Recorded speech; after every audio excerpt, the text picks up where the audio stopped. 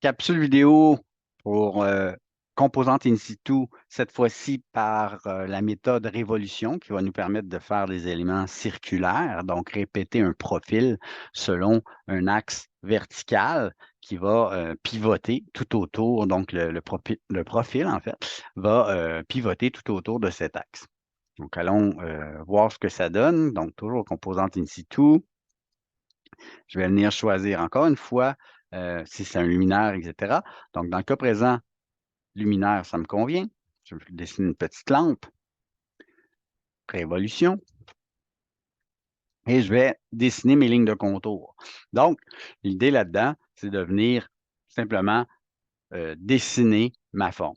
Je vais choisir comme plan de référence la surface selon laquelle je veux dessiner, donc à la verticale, un mur qui est dans l'angle que je veux utiliser. Dans le cas présent, j'ai sélectionné celui-ci et je vais venir simplement dessiner. Donc, je vais me tracer un petit axe central là, au milieu de mon mur. Donc, faites-vous-en pas, la longueur, ça n'a aucune incidence. L'idée, c'est de venir positionner. Je veux qu'elle soit positionnée exactement au centre de mon mur.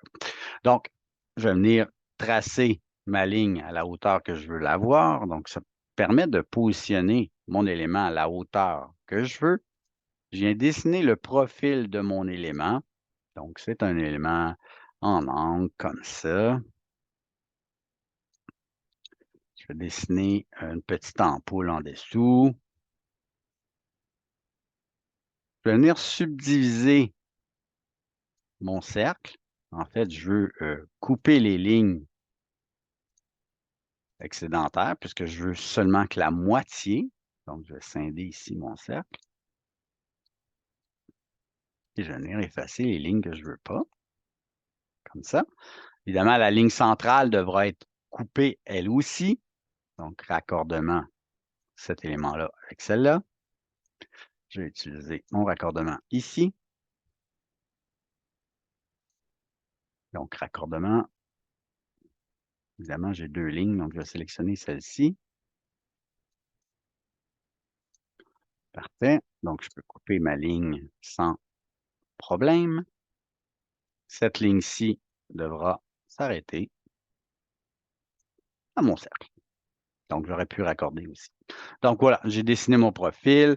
Évidemment, la pente ici, je la trouve trop obtuse. Je peux descendre la forme et changer l'angle en tout temps. Je vais déplacer cette ligne-là aussi. Je trouve que cet élément-là est trop large. Je peux en tout temps réduire, ajuster mon profil. Donc, on dessine la moitié de l'objet. Ligne d'axe, c'est la ligne centrale. Donc, je viens choisir ligne d'axe, je lui positionne son axe central, son axe de pivot, et je viens faire pivoter la chose sur elle-même. Donc, je vois ma forme se faire. Évidemment, le mur était là à titre de plan de référence. Je pourrais très bien l'enlever, puis j'ai mon élément qui est là en dessous. OK? Tant que j'en ai pas terminé, je peux conserver mon mur et je peux aussi déplacer cet élément-là in situ sans problème. Donc, déplacement. Ici, j'ai un point de référence pour le positionner, mais je vais venir le positionner à l'endroit où je veux l'avoir.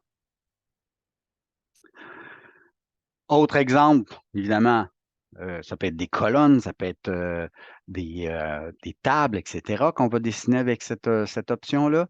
Donc, composante in situ. Cette fois-ci, je vais prendre mobilier. Je vais venir utiliser mon outil Révolution. Ligne de contour, oui, je vais venir positionner. Cette fois-ci, je vais avoir une ligne de 30 pouces de haut. Hop. Qu'est-ce que j'ai oublié? N'oubliez pas de définir votre plan de travail. Donc, définition du plan de travail. On s'en aperçoit assez vite si le plan n'est pas fait. Il dessine au sol. Donc, nous, on veut dessiner en fonction de surface verticale. Donc, définir mon plan de travail. Et je recommence. Donc, ma ligne de contour au centre. Ah, cette fois-ci, mon curseur va bien à la verticale, 30 pouces. Je vais avoir une table de 2 pieds de diamètre. Je vais mettre 2 pouces d'épaisseur, 1 pouce et demi, tiens, c'est bon. Je vais faire mon élément central. Je vais juste déplacer ma vue pour que vous puissiez voir.